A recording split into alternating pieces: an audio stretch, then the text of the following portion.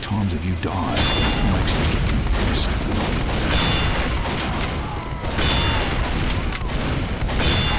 Alert. Our captured.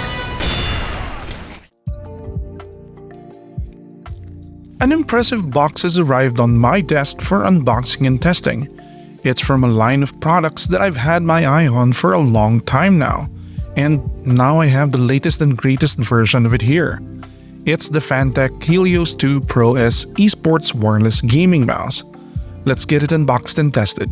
But before we continue with the video, let's keep the lights on here in the studio. This video is brought to you by Sneak Attack Design Lab. They're a clothing company that specializes in technical fashion, more commonly known as techwear, and you can see me in their clothes in most of my videos. I've been supporting their brand ever since I met them back in 2019, and now they're returning the favor. Head on over to this link, you can find it in the description as well, to get 10% off your order from their site. Check their clothes out, you're bound to see something badass over there that'll look great on you.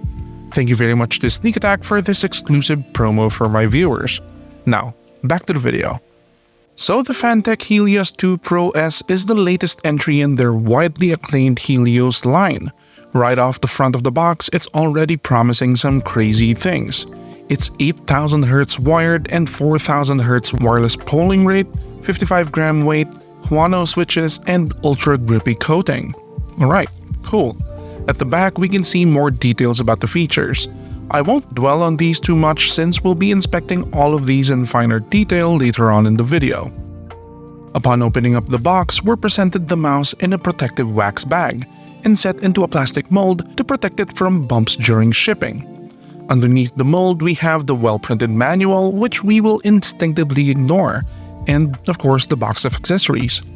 Inside the box, we get the warranty card and, as usual, a note from our friend Fandy P of Fantech.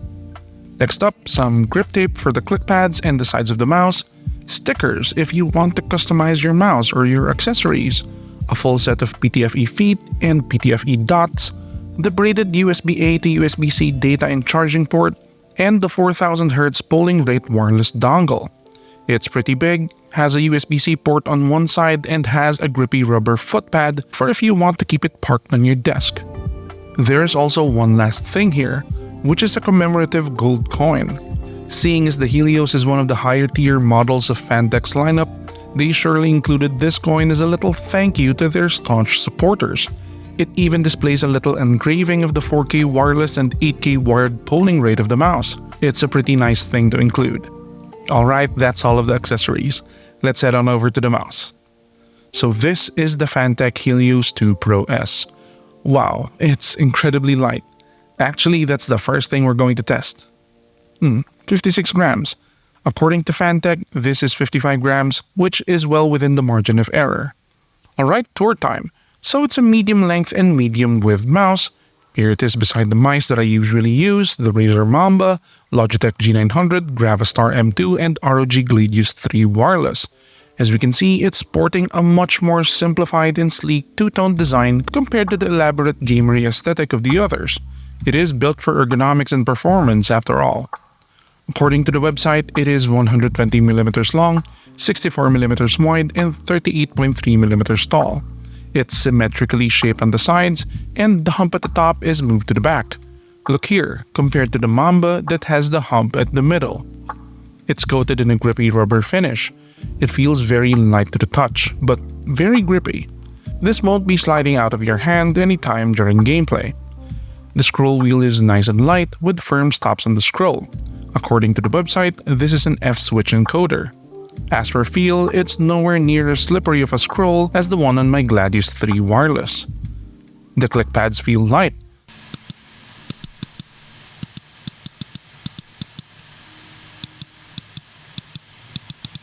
Significantly lighter than the heavy press on my Mamba. Apparently, these have the guano transparent blue shell pink dot switches, which are good for up to 80 million clicks. Here on the left side, we can see the back and forward buttons. Like the main click pads, they are firm but light.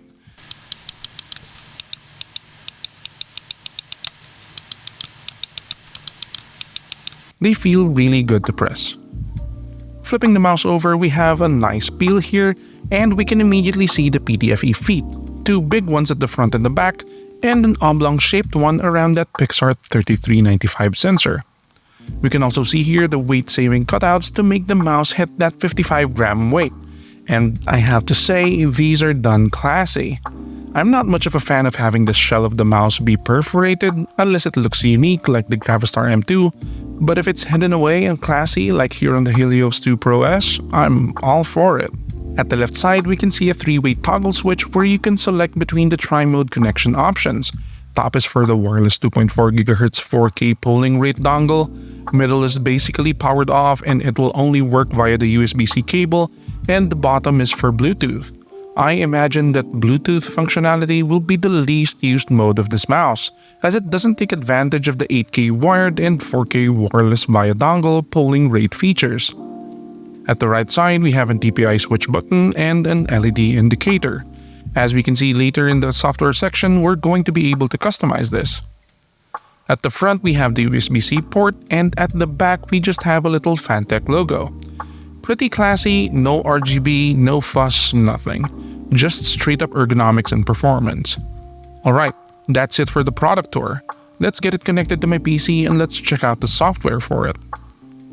So I've got the Fantech Helios II Pro S connected to my PC here, and we can finally fire up the software to customize it for use. First page we can see is the profile page. This is where we can select from 4 profiles, restore, import and export them, customize button assignments, and even adjust the debounce time from 0 milliseconds to 20 milliseconds. There are a total of 6 buttons that we can remap, which are basically all of the buttons on the mouse. Very customizable, this one. Next, we have the performance page. This is where we can select how many DPI stages we have, from 1 to a maximum of 4. DPI can be set from the minimum of 50 DPI to a blazing fast and totally impractical 32,000 DPI. For ease of use, I'm going to set this to my comfort zone and set it permanently to 800 DPI. This is also where we can change the report rate or the polling rate of the mouse. There's an option for 125 Hz, 250 Hz, 500 Hz, 1000 Hz, which is kind of standard for mice and keyboards, 2000 Hz, which can be considered performance or esports standard, and of course 4000 Hz, its maximum wireless report rate, and 8000 Hz, its maximum wired report rate. That one's pretty impressive. We can also adjust sensor settings here, from its mode to liftoff distance, how long before it goes to sleep mode, and toggles for ripple control, angle snapping, and motion sync. Lastly, on this page, we can adjust the DPI and light effects, the one at the underside of the mouse. Next page, we have our macros. This is where you can record key and mouse presses and set them to be activated and or repeatable when you assign it to a button on the mouse. This is a fairly standard feature among gaming peripherals, so I won't be covering it in detail here.